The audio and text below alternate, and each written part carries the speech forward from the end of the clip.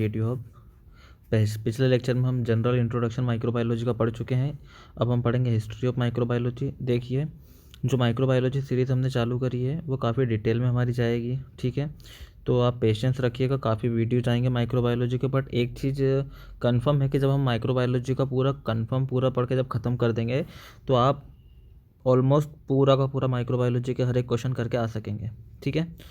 तो बने रहिए, चैनल को सब्सक्राइब कर लीजिए अगर अभी तक आपने सब्सक्राइब नहीं किया हो तो, और वीडियो को लाइक कर लीजिए और अपने दोस्तों के साथ शेयर कीजिए इसको, ठीक है, ताकि मैक्सिमम टू मैक्सिमम स्टूडेंट्स के पास ये पहुँचे, ठीक है।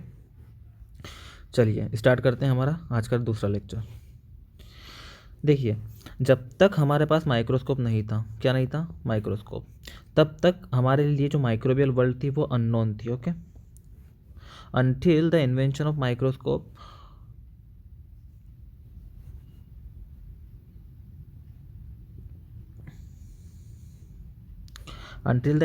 microscope has done, the world of microbial world is unknown for us, okay, the world of microbes are unknown for us, okay। so microscope किसने डिस्कवर किया था, ये 17th सेंचुरी में डिस्कवर हुआ था, पहली बात तो हम ये याद रखेंगे, ठीक है। और ये किया था आपका लीवेनहॉक ने, किसने, लीवेनहॉक ने 1632 1723 के बीच में, ठीक। विथ इज माइक्रोस्कोप, अब इनका जो मैग्नीफिकेशन था ना इनके माइक्रोस्कोप का वो था 50 to 300 डायमीटर, याद रखिए। माइक्रोस्कोप के पहले हम माइक्रोबियल वर्ड से अवेयर नहीं थे। 17th सेंचुरी में जो है ल्यूवेनहॉक, साइंटिस्ट का नाम याद करिएगा, इन्होंने 50 to 300 नैनोमीटर का डायमीटर का एक लेंस का जो है माइक्रोस्कोप बनाया। इतना हमारे साथ क्लियर है, ठीक। नोट्स बनाते जाइए अगर आपको बनाना है तो। ही डिस्क्राइब माइक्रोबियल वर्ल्ड, अब इन्होंने जो माइक्रोबियल वर्ल्ड देखा था ना, इन्होंने देखा और इन्होंने बोला यार जो माइक्रोस्कोप के अंदर जो ये कीटाणु दिख रहे हैं, बैक्टीरिया वगैरह दिख रहे हैं, या तो बिल्कुल एनिमल जैसे दिख रहे हैं, तो इन्होंने ना इनको टर्म दे दी एनिमल क्यूल्स, ओके, या फिर लिटिल एनिमल्स, मतलब छोटे छोटे उसके अंदर दिखते थे इनको माइक्रोस्कोप। इन्होंने ऑलमोस्ट ना माइक्रोस्कोप डिस्कवर किया तो इन्होंने सब चीज़ को माइक्रोस्कोप के अंदर लगा के देखा, तो बड़ा एंजॉय किया इन्होंने माइक्रोस्कोप का अपने आविष्कार को, ठीक है। तो he was first to describe the spermatozoa. देखिए, RBC, free living as well as parasite, protozoa और बैक्टीरिया, इन्होंने सब कुछ देख मारा, ठीक है। तो काफ़ी मज़ेदार साइंटिस्ट रहे होंगे ये अपने टाइम पे, और काफ़ी मज़ा आता होगा इनको डिस्कवरी करने में, मतलब जिस तरीके से ये इन्होंने इतनी सारी चीज़ें डिस्कवरी की है ना ल्यूवेनहॉक। तो इनको ये क्या बोलते थे, इनको बोलते थे small animals, okay. Now he communicated all his observation. अब ये जितना भी इनके ऑब्जर्वेशन थे ना, इनको ये किसके साथ शेयर करते थे, ब्रिटिश रॉयल सोसाइटी, किसने, लेटर्स के थ्रू, ओके। तो ये आपको याद रखना है कि जो हमारे ल्यूवेनहॉक थे, ल्यूवेनहॉक ने अपनी जितनी भी डिस्कवरी थी वो किसके साथ शेयर करी थी, तो ब्रिटिश रॉयल सोसाइटी ने सीरीज ऑफ लेटर। देखिए, अब मैं एक चीज़ आपको बता दूँ, स्टूडेंट्स जो भी हो आप यहाँ आप सुन रहे हो, मैं आपको ये बताना चाह रहा हूँ कि देखिए आजकल जो JRF SRF का पैटर्न है ना, वो इतना इजी रह नहीं गया है कि आप सोच रहे होंगे कि नॉर्मल ऊपर ऊपर से पढ़ लें या फिर थोड़ी बहुत बुक्स पढ़ ले तो उसमें हमारा काम हो जाएगा। आप क्वेश्चंस को बहुत घुमा फिरा देते हैं, तो आप हर एक चीज़ को ना स्ट्रांगली समझिए। तो भैया जो ल्यूवेनहॉक थे उन्होंने इतना डिस्कवरी किया था, तो कहीं तो उसको लिखा होगा ना, तो वो लिखते थे ब्रिटिश रॉयल सोसाइटी को, ठीक है। ये आपको याद रखना है। अब आप मुझे कमेंट कर सकते हैं कि मेंडल ने अपने पब्लिकेशन कहाँ पे किए थे, ठीक है। तो यार कमेंट आप ज़रूर करिए, है ना, उससे मुझे थोड़ा पता चलते रहेगा कि आप कितने एक्टिव हो, और मुझे ये भी पता चलता रहेगा आप कितने एक्टिव हो, तो मैं आपको किस लेवल का अवेलेबल करवा पाऊँ लेक्चर, ठीक है। आप एक्टिव नहीं हो तो मैं सिंपली दो चार लाइन में आपको बताते जाऊँगा, लेकिन आप एक्टिव हो, आप वाकई में इंटरेस्टेड हो पढ़ने में, तो मैं आपको डिटेल में एक एक चीज़ समझाऊँगा। बट उसके लिए मुझे पता भी तो चलना चाहिए ना आप कितने इंटरेस्टेड हो।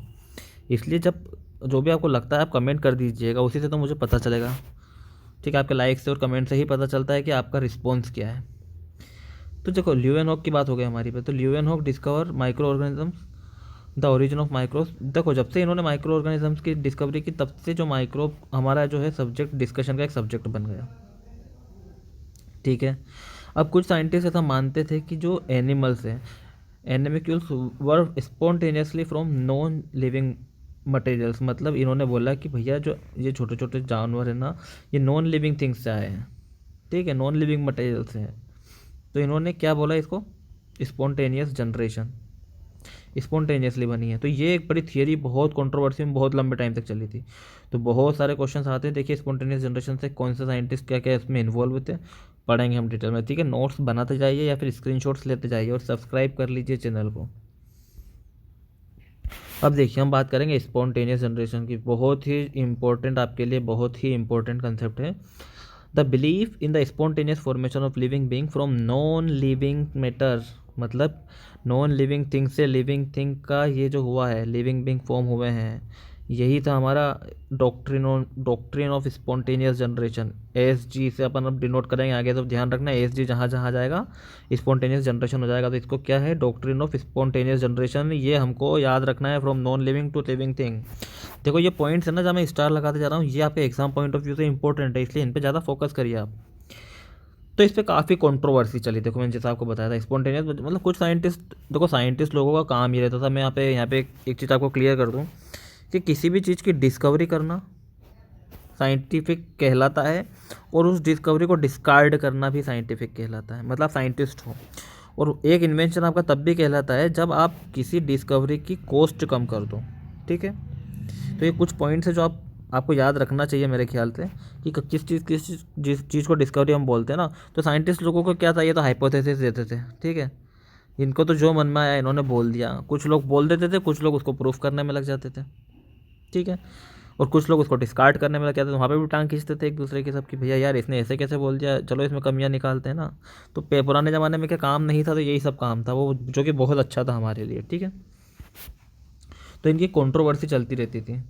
अब उसमें क्या हुआ था, अब क्या था, लोगों के लिए डिस्प्रूव करना बड़ा मुश्किल था कि यार कैसे इनको बताएं कि ये जो नॉन नॉन लिविंग थिंग्स में से लिविंग थिंग्स आ रहे हैं, हम तो मानते नहीं, हमको तो नहीं लगता, लेकिन अब इसको साइंटिफिकली प्रूव कैसे करेंगे, इनकी बात को डिस्प्रूव कैसे करें हम, क्योंकि उस टाइम एक्सपेरिमेंटल प्रूफ इनके पास था ही नहीं, और जब तक एक्सपेरिमेंटल प्रूफ नहीं होगा आप डिस्कवरी को मतलब वो नहीं कर सकते हो डिस्प्रूव, ठीक है।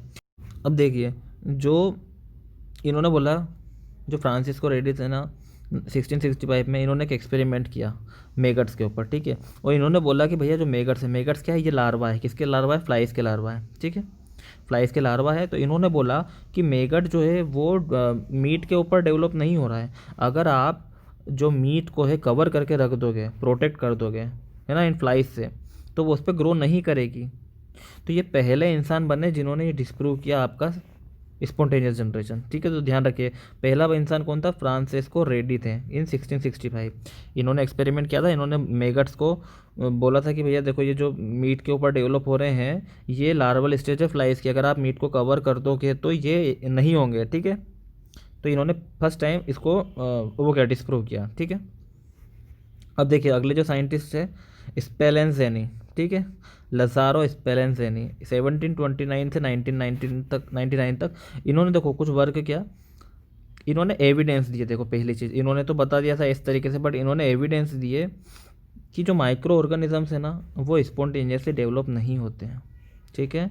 इन्होंने जो बीफ था, बीफ जो होता है मतलब मांस होता है जो है ना गाय का शायद, तो बीफ को इन्होंने क्या किया, ये बॉइल्ड बीफ, इन्होंने 1 घंटे तक उसको बॉईल किया, देन फ्लास्क को सील कर दिया। अब देखो बॉईल करने से आपको पता है कि माइक्रोब्स मर जाते हैं, ठीक है। अब जब इन्होंने उसको क्या किया, कवर कर दिया, तो माइक्रोब्स आए ही नहीं वहाँ पे। देन देखिए, अब इन दोनों की बात तो हो गई ना अपनी, इन दोनों ने क्या बोला कि स्पॉन्टेनियस जनरेशन मतलब कि फ्लाइज तो भैया बाहर से आ रहे हैं, मतलब वो मीट के ऊपर से तो डेवलप नहीं हो रहे, इतना तो इन्होंने बता दिया, ठीक है। अब आइए, अब एक साइंटिस्ट रहे हमारे निधम, ठीक है। इन्होंने क्या बोला, इन्होंने भैया सपोर्ट कर दिया, जो निधन ने बोला कि नहीं नहीं यार आप उस चीज़ को कवर कर रहे हो, आप ऐसा कर रहे हो, आप एक काम करो, हवा की ज़रूरत है उसको, ठीक है, एयर होनी चाहिए आपकी स्पॉन्टेनियस जनरेशन के लिए। तो भैया देखो इनके लिए एक नए वापस चीज़ आ गई कि अब हवा कहाँ से लाएं यार। यहाँ पे हम क्या कर रहे थे कि हम उसको प्रोटेक्ट कर रहे थे, ढक रहे थे, बट अब इन्होंने क्या बोल दिया कि उसको हवा की ज़रूरत है, तो बड़ी दिक्कत हो गई। तो अब अगर आप फ्लास्क को सील कर दोगे तो उसमें से हवा तो चले जाती है, अब कैसे रहेंगे उसमें, चलो ठीक है इनकी बात भी मान ली। तो फिर एक आए थे शुल्स, ठीक है, फ्रांस जुल्स, ठीक है, ये शुक्ला जी हमारे। अब इन्होंने 1873 में इन्होंने क्या किया कि एयर को ही पास कर दिया कि लो भैया हम एयर पास कर देते हैं। पर इन्होंने क्या किया कि स्ट्रॉन्ग, अब एयर पास कर देते तो माइक्रोब्स चले जाते हैं ना एयर के थ्रू, तो इन्होंने क्या किया कि स्ट्रॉन्ग एसिड लिया और एसिड के थ्रू होते हुए एयर इन्होंने पास करी सोल्यूशन में, ठीक है। अब एक और साइंटिस्ट रहे भैया श्रोडर एंड डश, इन्होंने क्या किया, इन्होंने देखो इन्होंने बड़ा अच्छा काम किया। इन्होंने क्या किया, जैसे ये है ना, यहाँ पे इन्होंने एयर पास करी और यहाँ पे लगा दिया कॉटन। तो भैया देखिए ये 1850 की बात है, ठीक है, 1850 में कॉटन लगा दिया था फ्लास्क कंटेनिंग, और वो आज तक चल रहा है, तब से इनिशिएट हो गई थी वो चीज़। तो माइक्रोब्स तो फिल्टर हो जाते थे, एयर अपनी चले जाती थी अंदर, फिर भी माइक्रोबियल ग्रोथ देखी नहीं गई। तो भैया अब ये नितम साहब की बात भी रह गई कि चलो आप एयर की बोल रहे थे तो हमने एयर भी पास कर दिया, ठीक है। अब देखिए बहुत ही बड़े साइंटिस्ट जिनको बोलते हैं इमोर्टल, है ना, अमर साइंटिस्ट जो है हमारे फ्रेंच साइंटिस्ट थे, फ्रेंच के साइंटिस्ट थे, क्या नाम था इनका, लुइस पास्चर, है ना। नाम तो सुना होगा और नाम बिल्कुल याद रख लीजिए आप लुइस पास्चर का। पैथोलॉजी पढ़ रहे हो, लुइस पास्चर का नाम नहीं पता तो फिर कोई मतलब नहीं है, ठीक है।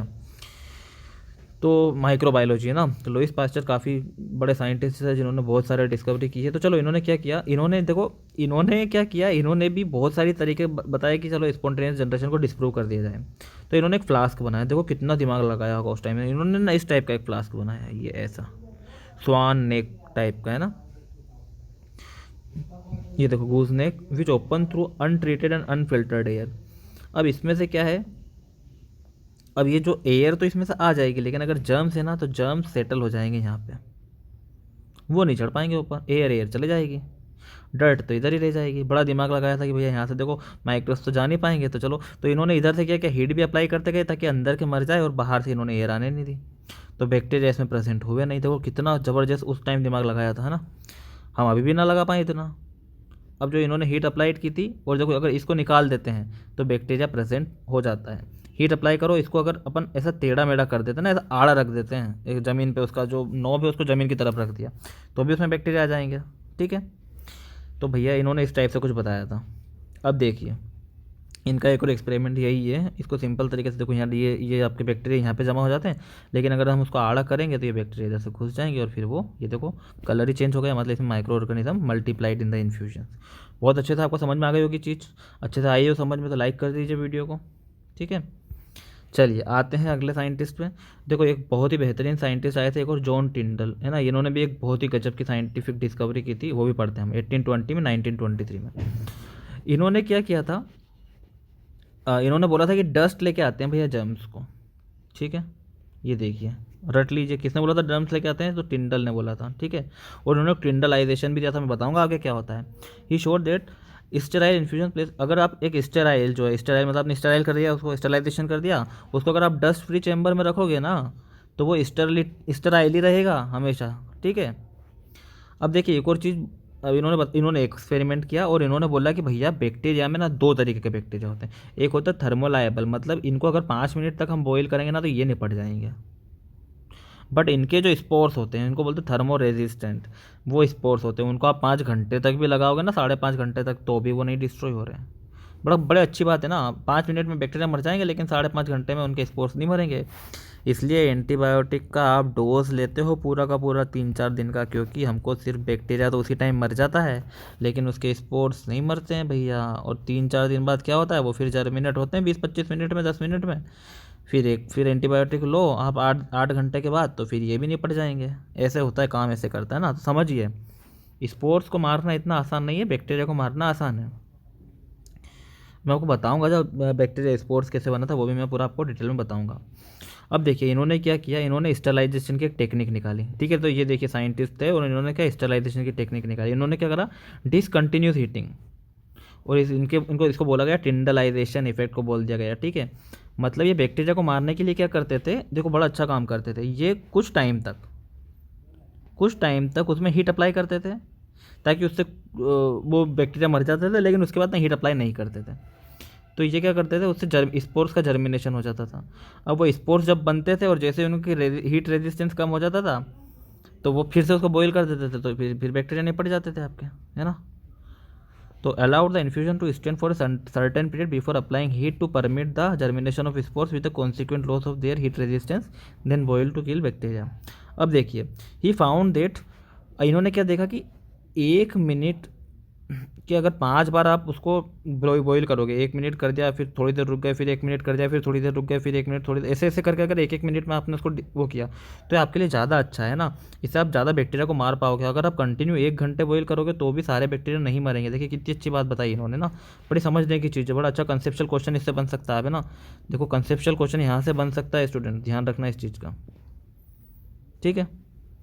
तो भैया ये जो पास्चर और टिंडल ने दे दिया था कि इन्होंने ना डॉक्ट्रिन ऑफ स्पॉन्टेनियस जनरेशन को बड़ा 70-80 साल में बड़ा टाइम लग गया इसको वो करने में ना, 70 से 80 ईयर लग गए यार। मतलब देखिए अपना पूरा जीवन ही निपट जाता है इतने में। अब देखिए एक और बड़ा अच्छा इंपॉर्टेंट आपको ये याद रखना है कि फर्मेंटेशन में हमारे माइक्रोब्स का क्या रोल है। तो जो लुईस पास्चर हमारे रहे हैं ना, इन्होंने काम किया था फर्मेंटेशन में। मैंने बताया था आपको लुईस पास्चर बहुत सारे काम कर दिए ना। तो इन्होंने फर्मेंटेशन पे काम किया फ्रूट्स और ग्रेन्स के, जिससे कि एल्कोहल बनता है। तो इन्होंने देखा कि जो एल्कोहल है वो माइक्रोब्स बनाते हैं। अच्छा अच्छा, इन्होंने बोला कि अच्छे माइक्रोब्स बनाते हैं भैया, बेकार वाले माइक्रोब्स नहीं बनाते हैं। तो good good quality fermented products के लिए आपको प्रॉपर माइक्रोब्स रखने हैं, अच्छे वाले। अब क्या बोलते हैं कि अनफेवरेबल माइक्रोब्स को हटाने के लिए हीट करो फ्रूट जूस को 62.8 डिग्री सेंटीग्रेड 30 मिनट के लिए। चलो बड़ा अच्छा क्वेश्चन बनता है यहाँ से। 62.8 डिग्री सेंटीग्रेड फॉर 30 मिनट, क्या बोलते हैं इस प्रोसेस को? पास्चराइजेशन। और कहाँ से नाम आया? लुईस पास्चर से। ठीक है, तो बड़ा अच्छा आपको याद हो गया। अनवांटेड बैक्टीरिया को मारने के लिए हम पास्चराइजेशन करते हैं। अब ये देखो पास्चराइजेशन से फ़ायदा क्या है कि पैथोजन को तो मार देता है, लेकिन हमारा जो लिक्विड है ना वो स्टेराइल नहीं होता 100%। ठीक है, ये बड़ी अच्छी चीज़ है। इसमें कंसेप्ट से क्वेश्चन बन सकता है, इस पूरे पैराग्राफ से बन सकता है ना। चलिए आइए अगला पे बढ़ते हैं। अब इन्होंने देखो एक और बड़ा अच्छा काम किया। ये जब ब्यूटाइरिक फर्मेंटेशन कर रहे थे ना, इथाइल मिथाइल प्रोपाइल ब्यूटाइल, तो इन्होंने डिस्कवर क्या किया कि भैया कुछ बैक्टीरिया ऐसे हैं जो बिना हवा के भी काम कर देते, बिना हवा पानी के काम कर दिया इन्होंने। तो ये बड़ा वो ताजुब हुआ कि यार मतलब गजब करते बैक्टीरिया, मतलब बिना बिना ऑक्सीजन के भी रह रहे हैं, काम कर रहे हैं। तो उन्होंने टर्म दी भैया एरोबिक एंड एनेरोबिक। मतलब देखिए कितना, मतलब हम तो सिर्फ पढ़ पा रहे हैं, इन्होंने कितना सारा डिस्कवरी कर दिया उस टाइम पे। तो इन्होंने बोला ऑक्सीजन प्रेजेंट है कि नहीं, उसके बेसिस पे एरोबिक एंड एनारोबिक दे दिया। Pasteur describe that fermentation is life without air. Fermentation बिना एयर के होता है, ठीक है। अब anaerobic micro organisms such as butyric acid bacteria, ठीक है, are dependent on fermentative mechanisms. तो ये जो बैक्टीरिया है ना, ये इस मैकेनिज्म के ऊपर ही डिपेंडेंट है, ठीक है। ये डिपेंड ही इसमें है हमारे फर्मेंटेटिव मैकेनिज्म्स के ऊपर। और ये एनारोबिक होता है, ध्यान रखना, ब्यूटायरिक एसिड बैक्टीरिया होते हैं। और एक और चीज़ याद रखना, पास्चर ने ब्यूटायरिक एसिड फर्मेंटेशन के टाइम पे इसको डिस्कवर किया था। चलिए आते हैं अगले हमारे क्वेश्चन जो बन सकता है, फैकल्टिव एनारोबिक्स क्या होता है, फैकल्टेटिव। देखिए जहाँ पे फैकल्टेटिव होता है ना, वहाँ पे उसको ना दुनियादारी से मतलब नहीं रहता है, ठीक है। मतलब ठीक है यार, आप आ रहे हो तो आओ, नहीं आ रहे हो तो भाड़ में जाओ। मतलब ठीक है, ये डिपेंडेंट डिपेंडेंट है तो है, नहीं तो ये ना नहीं भी है, नॉट डिपेंडेंट, है ना। मतलब इसका कहने का मतलब भाई तू अगर मुझे गाड़ी पे बैठा के ले जा रहा है तो ले चल, और नहीं ले जा रहा है तो मैं पैदल आ जाऊँगा, है ना। मतलब ऑक्सीजन मिलेगी तो ठीक है, नहीं मिलेगी तो मैं बिना ऑक्सीजन के कर लूँगा। और बिना ऑक्सीजन के मैं कर रहा हूँ तो कर रहा हूँ, ऑक्सीजन दे देगा तो ऑक्सीजन में भी कर लूँगा, है ना। मतलब ये फैकल्टेटिव है, हमें इसको कोई लेना देना नहीं दुनिया से, ये दोनों तरीके से कर लेता है। तो ऐसे ऑर्गेनिज्म होते हैं जो कि एनएरोब है, पर अल्टरनेट पाथवे भी है इनके पास, ठीक है। तो ये ऑक्सीजन के प्रेजेंस में, है ना, एरोबिक रेस्पिरेशन शो कर देते हैं। और ऑक्सीजन नहीं है तो ये फर्मेंटेशन कर देते हैं, बहुत सिंपल सी बात है। तो याद रहेगा आपको फैकल्टेटिव। अच्छा बताइए दोस्तों, जो सिर्फ और सिर्फ एक चीज़ पे डिपेंड होता है उसको हम क्या बोलते हैं? कमेंट ज़रूर करिए, ठीक है। So this is all about the today's lecture. I hope you understood the concept very well. Thank you very much. Please like, share and subscribe.